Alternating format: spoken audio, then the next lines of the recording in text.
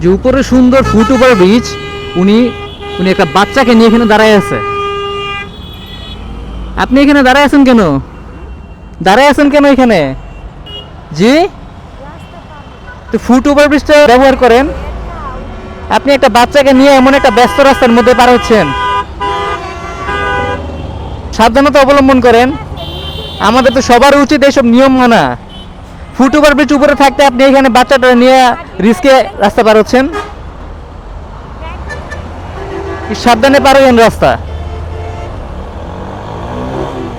আপনি কাকে কিভাবে ঠিক করবেন, কাকে কিভাবে বুঝাবেন বলেন?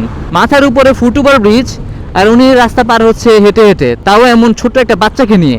মহিলা মানুষ এমনিতেই রাস্তা পার হইতে ভয় পায়, বিভিন্ন ধরনের দুর্ঘটনা ঘটায়। তো এই যে রাস্তা পার হচ্ছে, রাস্তা পার হতে গিয়ে যদি কোনো ধরনের দুর্ঘটনা ঘটে, সেক্ষেত্রে দায়কার যে গাড়ি চালাচ্ছে, সেটা বাইক হোক, সিএনজি হোক অথবা ট্রাক, বাস। কিন্তু আলটিমেটলি রং কিন্তু ওনার ছিল যে উনি ফুট ওভার ব্রিজ থাকা সত্ত্বেও উনি নিচে দিয়ে হেঁটে কেন রাস্তা পার হবে? এ হচ্ছে আমাদের সচেতনতার অবস্থা। আমাদের বাংলাদেশের নাগরিকদের সচেতনতায় অনেক ঘাটতি আছে। ফুট ওভার ব্রিজের জায়গায় থাকবে, আমি কেন ভাই ফুট ওভার ব্রিজ ইউজ করব? আমরা বাঙালিরা এইসব ভয় পাই না। আমাদের উপর দিয়ে প্লেন চলে যায়, তাই কিছু হয় না। আর এইসব বাস, ট্রাক, সিএনজি এগুলো তো ভাই হাতের ময়লা। হে আল্লাহু আকবার, আমাদেরকে হেদায়েত দাও।